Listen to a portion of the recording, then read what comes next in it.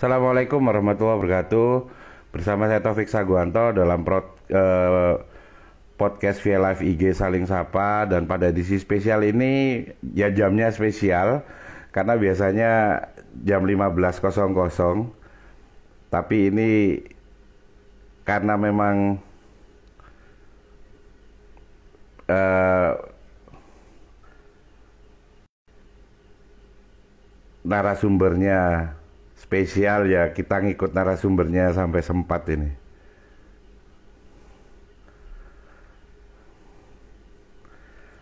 Narasumbernya adalah praktisi IO dan kita bisa sedikit banyak belajar tentang IO yang modalnya benar-benar nol gitu kan.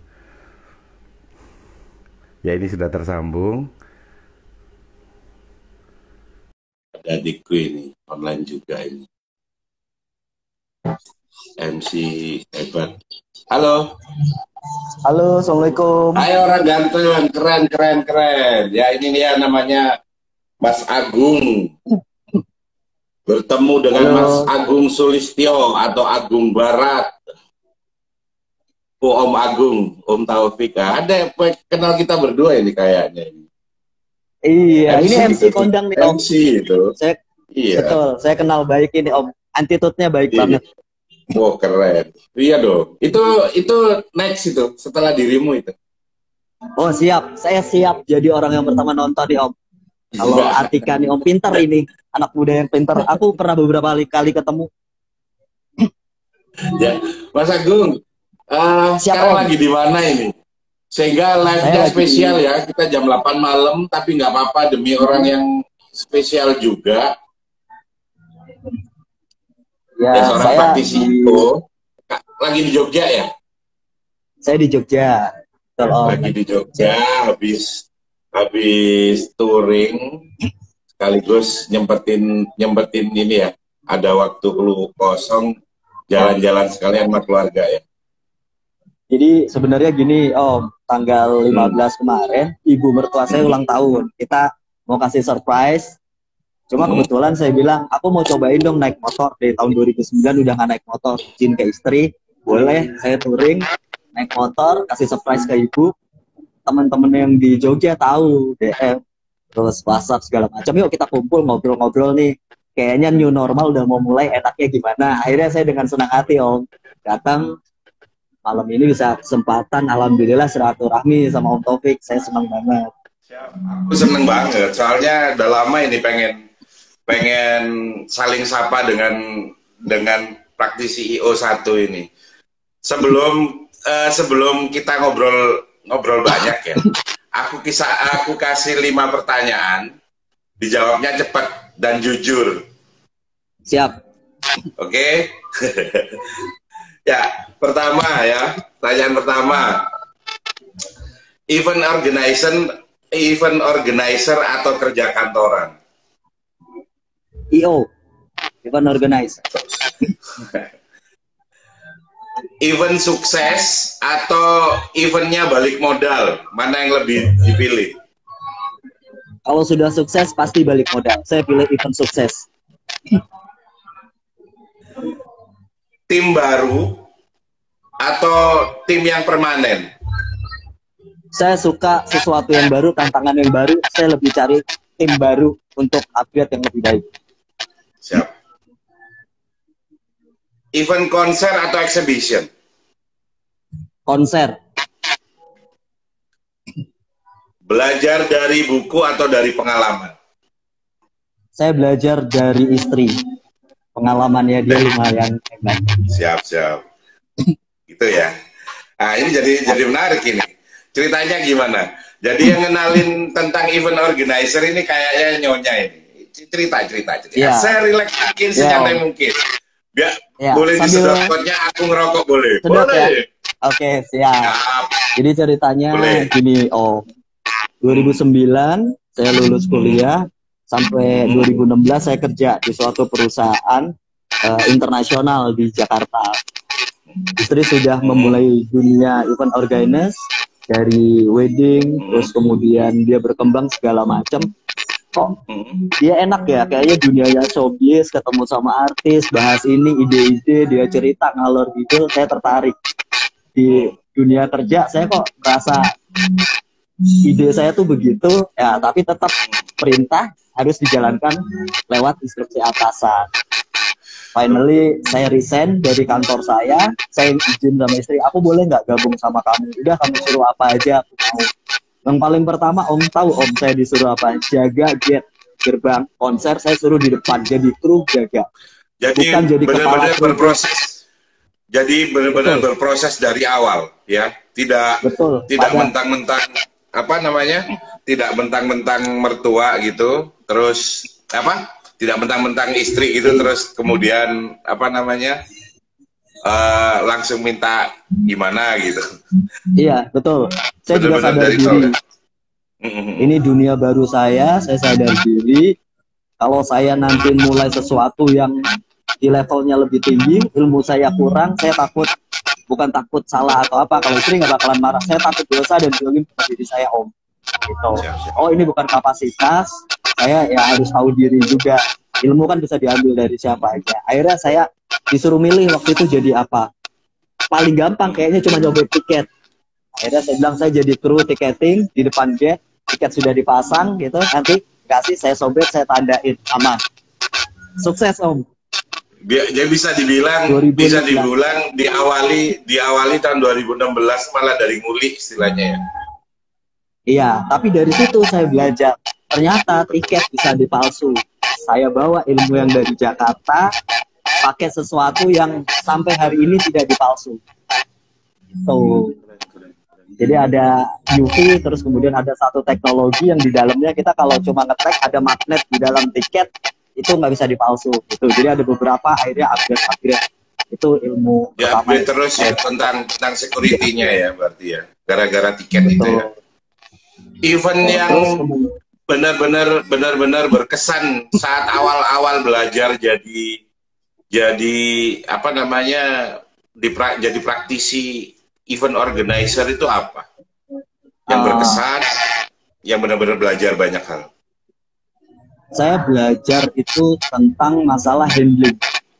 Jadi di event itu kan berhadapan dengan banyak orang, dengan banyak karakter. Betul. Yang paling itu adalah menghadapi orang yang gak sabaran dengan karakter masing-masing. Handle objection orang-orang itu yang paling berkesan buat saya. Misalkan, kalau di Jawa ngadepin orang beda, di Sumatera beda, di Papua beda, di tempat-tempat lain beda. Nah, dari situ saya belajar, oh ternyata itu setiap orang dengan karakter masing-masing. Saya juga harus belajar untuk paham soal itu. Nah, itu yang paling berkesan. Bukan soal event di mananya, tapi dengan siapa saya berhadapan, caranya gimana, itu yang paling berkesan. Keren ya. Keren. Ya mungkin awal-awal nih udah mulai naik kelas nih, dari yang tadinya learning by doing, belajar untuk mengetahui seluk-beluk tentang dunia IO yang tadinya orang kantoran banget yang berangkat pagi pulang sore pakai kemeja, pakai dasi, terus kemudian jadi benar-benar jadi orang lapangan gitu. Pertama kali yang handle semuanya itu event apa kalau boleh tahu? Event ketiga saya waktu itu langsung konser satu-satunya mungkin di Indonesia, menggabungkan dua vokalis Ari Lasso dan Once Michael dalam satu panggung. Tidak hanya menyanyikan 1, 2, 3 lagu, mereka masing-masing membawakan lagu-lagu mereka sebanyak 40 lagu. Jadi 20, 30. Pertama kali di Malang. Jadi project manager. Gitu. Langsung Om tuh 3 kali event, setelah itu saya langsung jadi project manager. Saya izin sama istri waktu itu 3 bulan sebelum dia nentuin untuk bikin konser itu saya belajar sama boleh disebut nggak sih Om? Nggak boleh itu kan malah keren tuh. Saya belajar sama personal yang pegang IO besar gitu, jadi saya di Jakarta ngobrol-ngobrol, sok kenal, sok deket kayak kalau pertama kali waktu itu ketemu sama Om Taufik. Gimana sih Om? Saya kepo tanya-tanya. Benar-benar belajar gitu ya, nggak ada malu ya. Bener. Penting dapat ilmunya ya. Iya. Jadi saya kalau mau berkembang, pertama jangan malu bertanya. Orang kan pepatah tuh malu bertanya sesat di jalan. Sesat di jalan, bener. Betul. Saya siapa aja saya tanya soal itu kan gimana. Tuh, bahkan saya tanya tuh sama kru, bro ini caranya gimana sih nentuin ini. Terus tanya Gak sama malu istri ya? lagi. Bener-bener Iya, saya gak nggak malu malu. ya? Mereka mas permisi gitu sini aku tanya dulu ini cara motong tiket ini gimana sih, ini cara barcode-nya itu kalau yang asli gimana sih, angka numbernya itu kamu baliknya gimana. Jadi saya sampai tanya itu gitu-gitu om. Saking belajar terus ngadepin artis itu gimana, saya ngajuin diri aku yang jadi drivernya si artis, aku yang LO-in sampai gitu om. Padahal kita yang keluarkan modal untuk undang mereka di acara konser kita. Itu perjalanannya. Oh, itu event besar soalnya harganya Once sama harganya Ari Lasso itu beda-beda. Maksudnya nggak jadi satu ini, terus termasuk Dewa ya ini ya? Personelnya Dewa atau cuma berdua aja? Jadi saya undang Dewa 19 featuring Once Michael. Jadi Dewa dengan kontrak sendiri, Once Michael dengan kontrak sendiri. Berarti pertama 3 kali ya? di Indonesia. Iya, plus openingnya Adi X-Nap.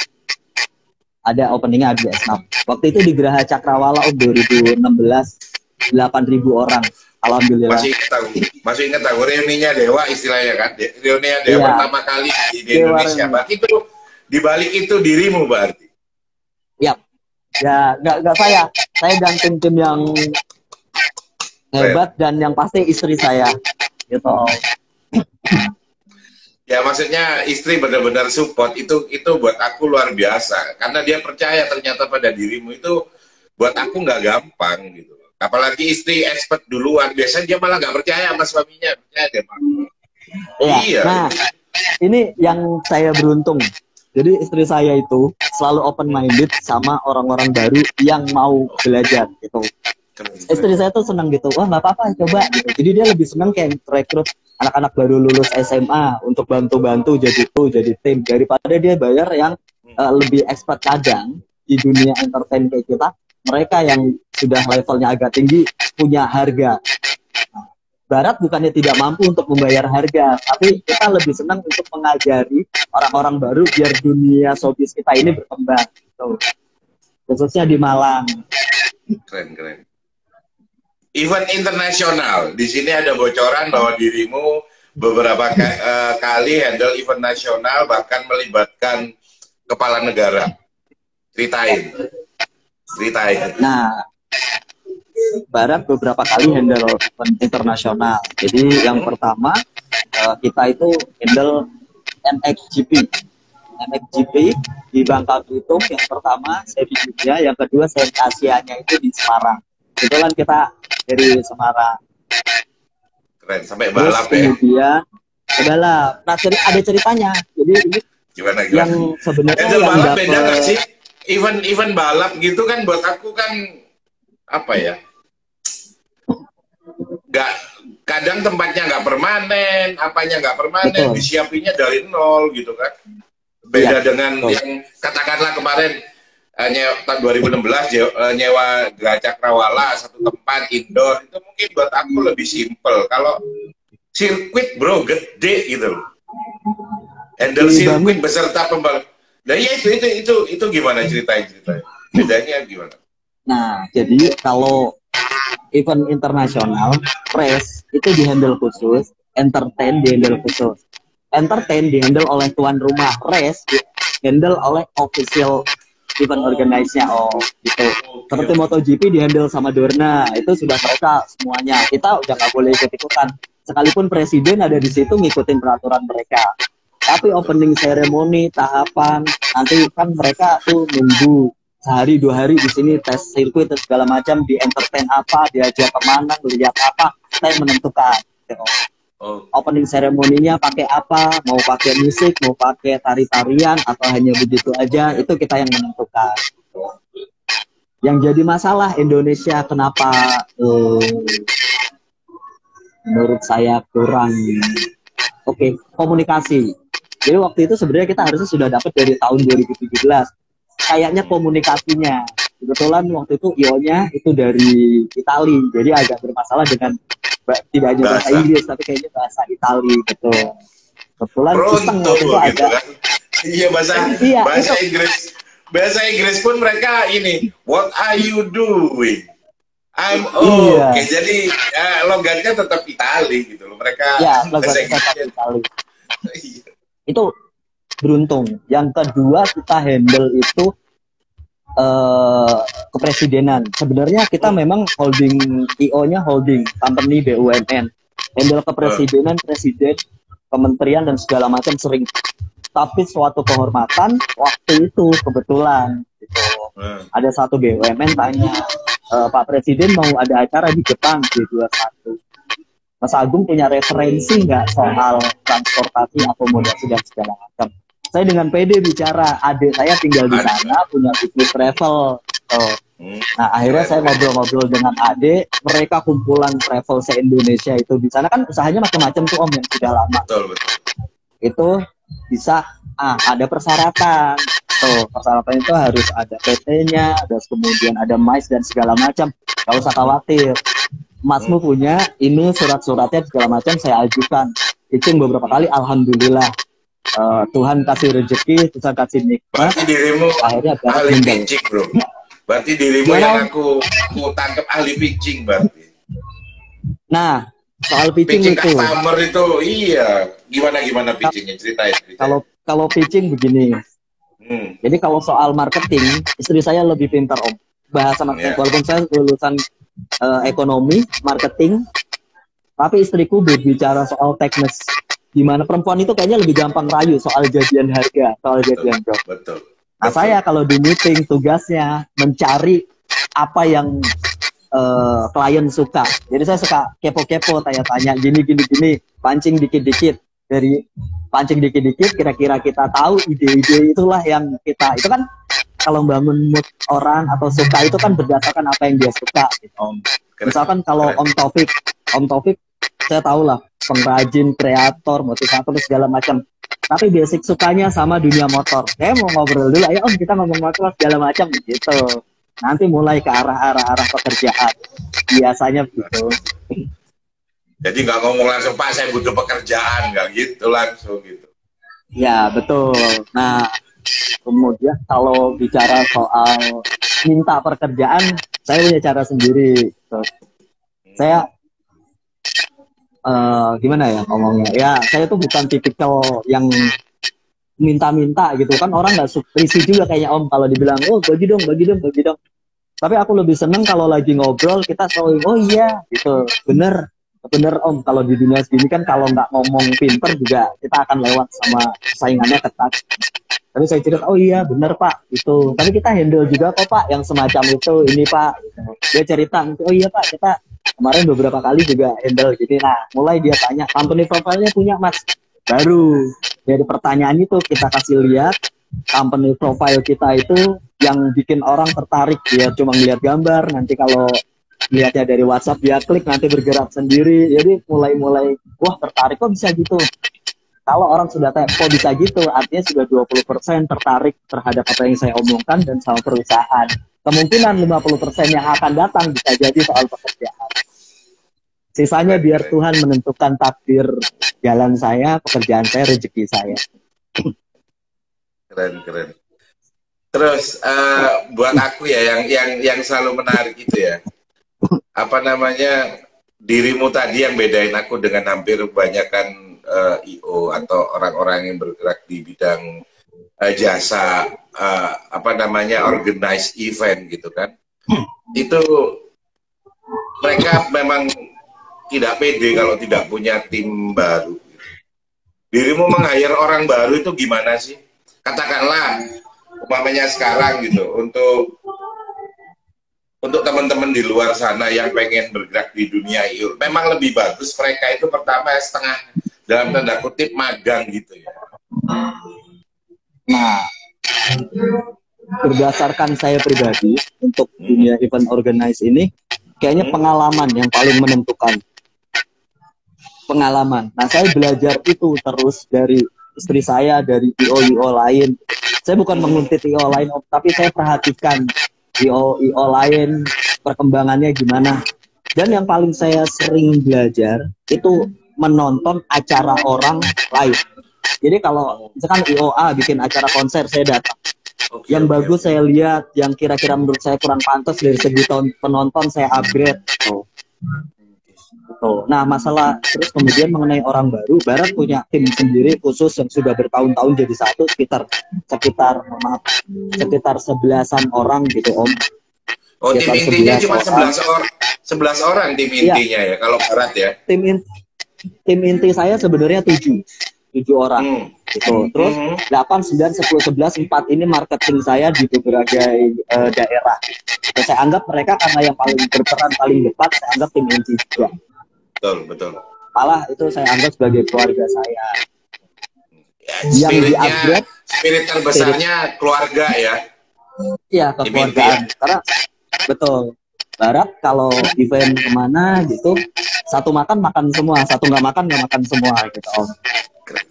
Kalau bisa yang paling di Barat mungkin nggak seberapa lah soal materi, tapi rasa kekeluargaan yang bikin kita itu yang awet ya, minimal awet jadi tim. Oh iya benar.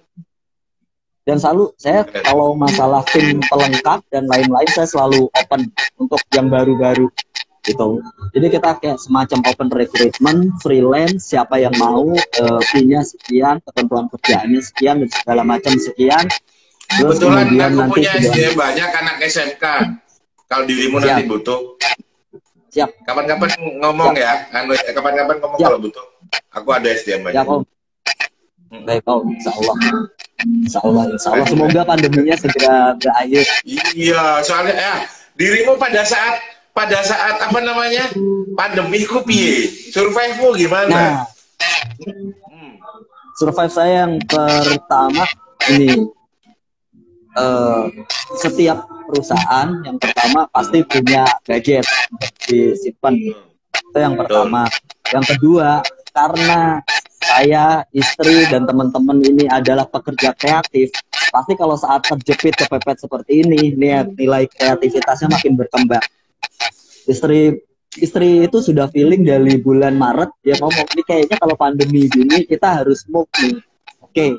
Dia bilang frozen belum ada, frozen food Om. Jadi istri punya usaha sampingan, dia kayak punya pawon di rumah, pawonnya agak mungkin sepi, dia bikin frozen food. Jadi makanannya itu di frozen food.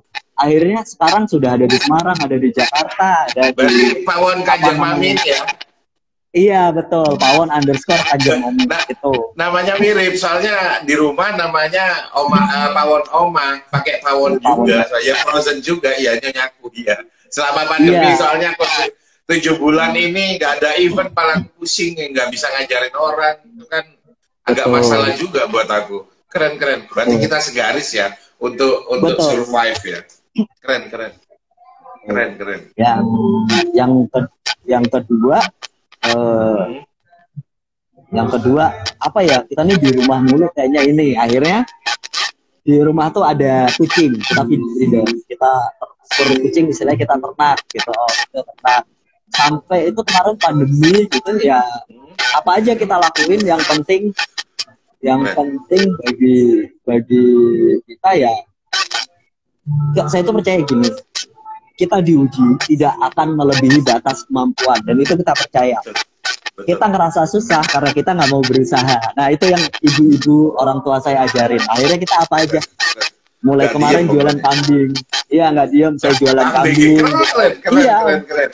Jadi temen ada yang bilang, Mas main ke rumah aku punya kambing, lagi kesulitan jual. Di dalam hati saya mana ada basic, tapi ada aja.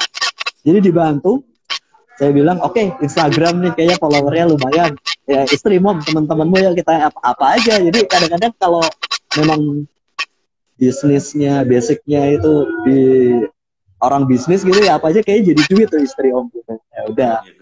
Terus dasarnya emang nggak terus berputar kreativitasnya. Nah acara di tempat ramai kan nggak boleh tuh. Jadi kita kemarin kayak saya beberapa kali bikin acara camping, bayarnya murah-murah 50.000, 70.000, anak-anak motor camping. Tapi kita set up entertainnya full, walaupun talentnya ya biasa-biasa aja. Terasain tuh yang namanya glamour camping, Wah, nanti malamnya diunggun barbecue, walaupun barbecue cuma pakai jagung gitu. Oh, Keren. sharing-sharing dibantu sama Om Jadi Tito ini, juga waktu itu. iya, ini buat aku sebuah pelajaran berharga gitu. Dirimu yang sudah handle event-event internasional pun, ketika ngadepin pandemi juga sama. Kita semua manusia posisi diikat, disuruh diem, nggak bisa ngapa-ngapain.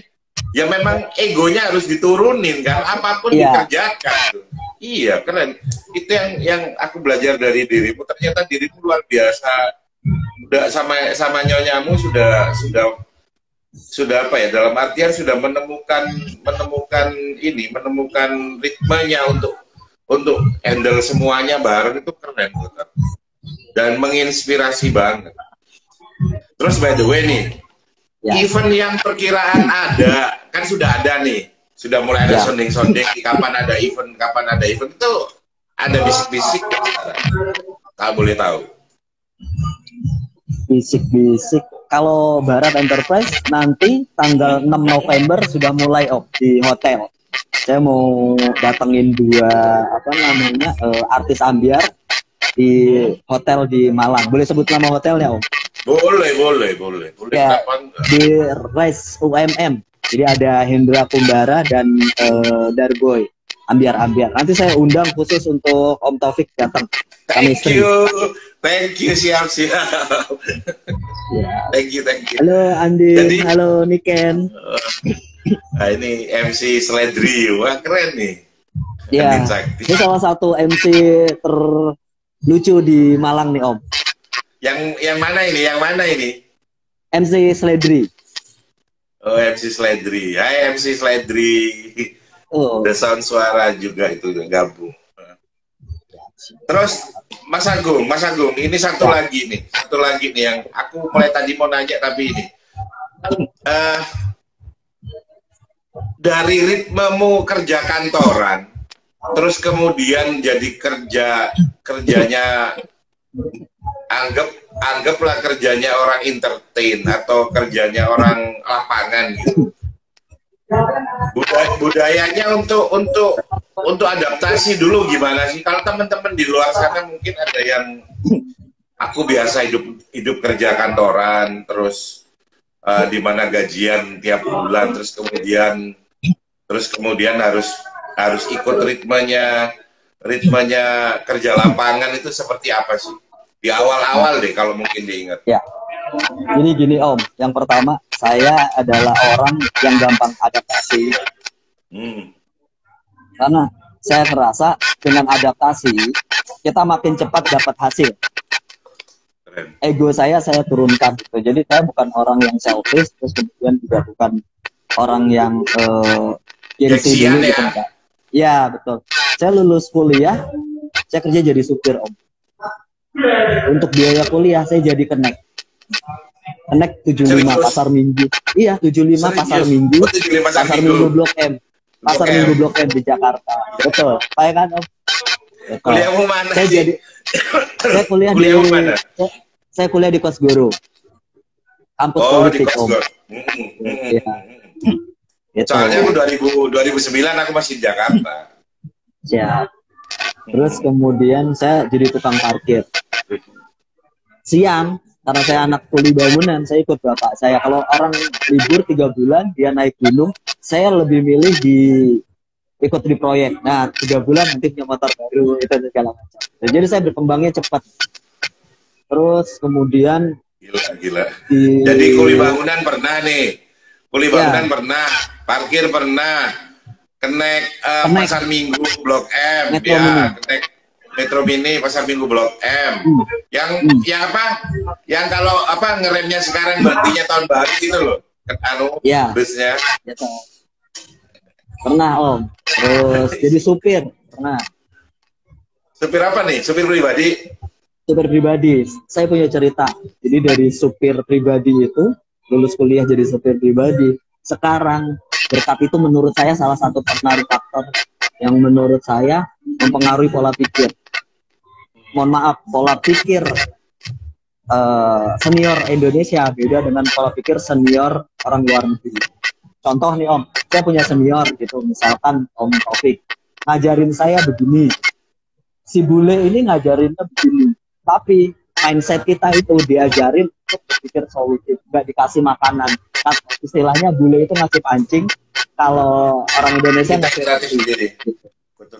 Iya, itu salah satu pola pikir. Ya, bagi saya adaptasi dengan orang itu nggak sulit buat saya. Apalagi saya senang banget ketemu orang-orang baru. Karena dengan ketemu orang baru itu bagi saya ada ilmu baru, ada pengalaman baru, ada cerita baru. Yang paling penting ada saudara baru yang bisa silaturahmi baru. Kalau silaturahminya baru, insya Allah rezekinya pasti ada yang baru. Itu Om. Insya Allah. Keren. Itu yang nggak semua orang bisa seperti itu. Jadi mereka kalaupun berproses dari bawah, biasanya mereka tidak percaya diri untuk naik ke atas. Terus kemudian kalau mereka sukses naik ke atas, mereka lupa masa lalu mereka siapa gitu kan. Saya mau sedikit cerita. Barat Enterprise, Om. Kalau di gitu. Barat Enterprise adalah IO di Malang. Tim yang saya bawa, tim dari Malang. Tim desain saya dari Probolinggo, ada Tia dari Malang. Terus kemudian saya ada satu lagi waktu itu namanya Widi, orang Malang. Kita berangkat bareng, yuk Malang, banyak saingannya. Saya ngomong gitu karena saya datang dari Jakarta ke Malang. Malang banyak saingannya. Kita coba keberuntungannya, seberapa beruntung Barat Enterprise ini. Kemana? Kita coba ke Jakarta. Kita coba ke Jakarta bareng sama istri, kita modal nekat lah, ngomong medok segala macam, tapi Tuhan ngomong lain. Ternyata deh yang di sana orang-orang daerah juga, jadi seneng lihat kita ngomong, lo asli Nindi itu bawa cerita segala macam di luar bicara kemampuan. Nah, terus ada lagi istri saya itu paling pede soal bicara konsep. Dia itu memang sisi kreatifnya liar banget gitu. Iya. Dia bicara dan juga dia orangnya berani imajinasi tinggi gitu ya. Nah, itu maksud saya tuh, imajinasinya tuh liar banget itu. Buat. Wah, bisa gitu. Kita kan timnya yang konsep dengan realisasi ke komputer, teknis gitu segala macam itu kan bengong. Tapi kan klien sudah suka, mau nggak mau kita realisasikan. Nah, dari kepepet itu mau nggak mau kita mengupgrade diri gitu. Keren. Jadi akhirnya sekali, 2 kali, 3 kali, alhamdulillah kita langganan BUMN beberapa BUMN. Itu awal mula. Ya jadi bukan berarti yang dari awal emang full modal dan duit ada ya. Enggak, kita enggak gitu Om. Kadang kalau event kita suka lucu, aset pribadi kita patungan, misalkan ada nilainya sekian, butuh modalnya kan pasti sekian, 50% atau berapa, kita patungan tuh. Patungan itu sama tim-tim yang saya sebut tadi juga Om. Keren. Gitu, jadi memang kita kekeluargaan. Kalau kita lagi pas ada, kadang kan gini, dalam 1 minggu itu atau 1 bulan, kita preferring untuk event. Tapi job-job lain kan juga berdatangan. Kan kita nggak mungkin tolak. Alokasi dana sudah kita siapkan di sini gitu. Ya ini kita tolak, nanti kita kasih kita. Akhirnya kan kita mesti cari cara. Ya jual aset, ya kumpulin, ya ini cari investasi gitu ke teman segala macam. Dan alhamdulillah sampai saat ini kita berkembang, terus kemudian dia bisa handle semua ikut senang gitu. Keren ya. Itu yang nggak aku pikirkan. Soalnya apalagi anak milenial gitu kalau bikin manajemen IO itu ya belum sudah ngomong duitnya berapa. Padahal kan nggak bisa seperti itu, malah sebenarnya jatuhin diri sendiri kan. Meskipun aslinya kita butuh duitnya kan, kalau perlu ya tahan dulu gitu kan. Nggak yang apa-apa harus duit di awal kan, itu kan malah takut kan gitu. Soalnya kan nekat Om. Jadi berangkat ke Jakarta, kita waktu itu nggak ada, ternyata kita diterima. Wah, bingung modalnya dari mana. Tapi ternyata kalau pitching ada DP, wah kita udah akhirnya bisa, udah mulai. Nah, rahasia nggak semuanya soal tentang modal. Halo adik, nggak semuanya tentang modal. Tapi yang paling penting dari event organizer itu adalah kreatif dan inovatif. Kalau orang sudah suka sama ide, nilai berapapun dibayar. Saya percaya, saya juga gitu. Saya suka sama motor. Wah, keren deh motor. Ya saya nabung mati-matian untuk bisa, misalkan gitu. Begitu juga dunia entertainment. Oh, bikinin dua acara ini dong konsepnya mau yang berbeda segala macam. Oh, kita bicara tuh A, B, C, D, E, F. Dia suka, dia malah nawarin, oke, dari segitu butuh modal berapa? Kita yang nggak takut-takutan soal itu nyebut. Orang kalau udah suka apa aja kita sebutkan biasanya dikasih gitu. Betul. Karena memang dasarnya sudah memang benar-benar menawarkan ide kreatif dan memang tidak seperti kebanyakan IO yang cuman ikut maunya customer aja dalam tanda kutip gitu. Tapi juga menawarkan sebuah hal baru gitu kan. Itu kerennya kan di situ. Iya. Terus nih, buat teman-teman yang sekarang ini ada ketertarikan di dunia IO katakanlah.